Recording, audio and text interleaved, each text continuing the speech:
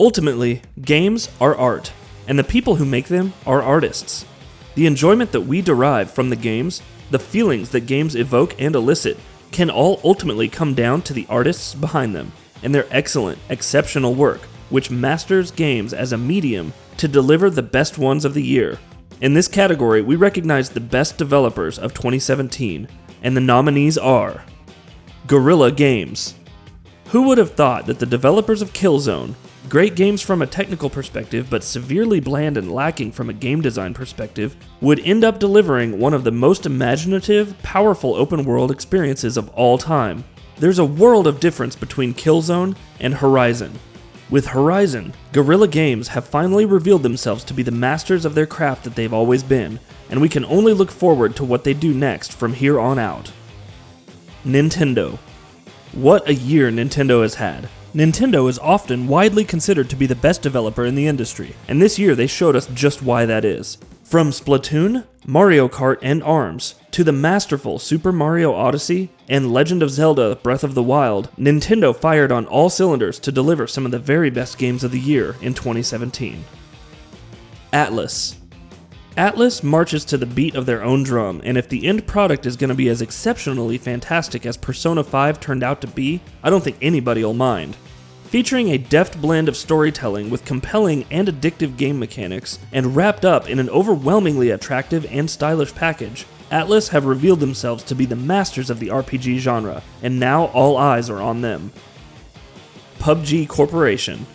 How often do you hear of an early access game making any waves? And yet, that's what ended up happening this year with PlayerUnknown's Battlegrounds. No part of this game is truly original. Instead, PUBG's strength lies in the potent mix of all of these familiar elements that it brews to create something exciting, thrilling, wholly new, and infinitely replayable. And this is when the game is in pre-release. We can only marvel at what it might end up becoming once it officially leaves early access. MachineGames.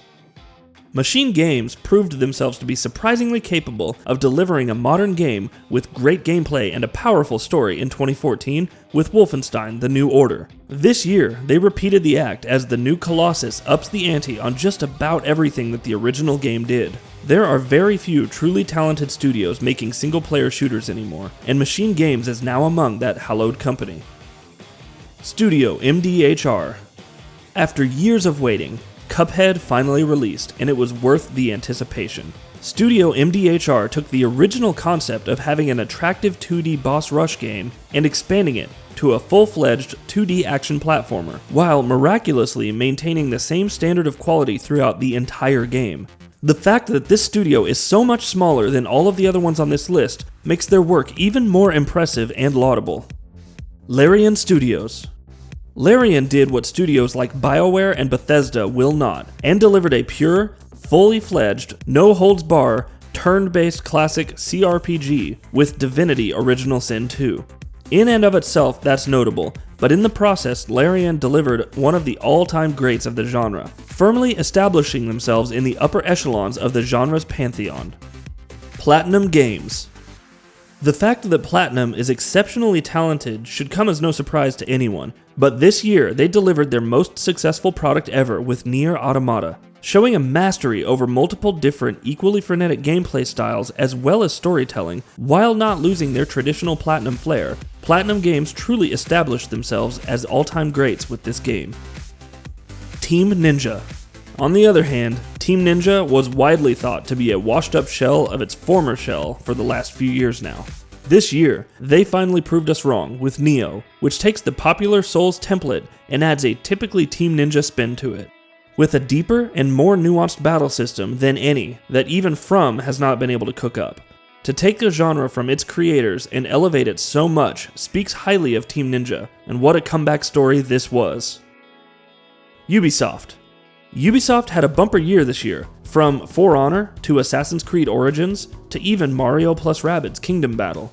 They were releasing multiple games across a variety of genres, and all of them were top-notch. Most of all, it was their constant receptiveness to community feedback and their willingness to listen to the player that made them stand out in a year when too many publishers and developers stood hell-bent on antagonizing their communities.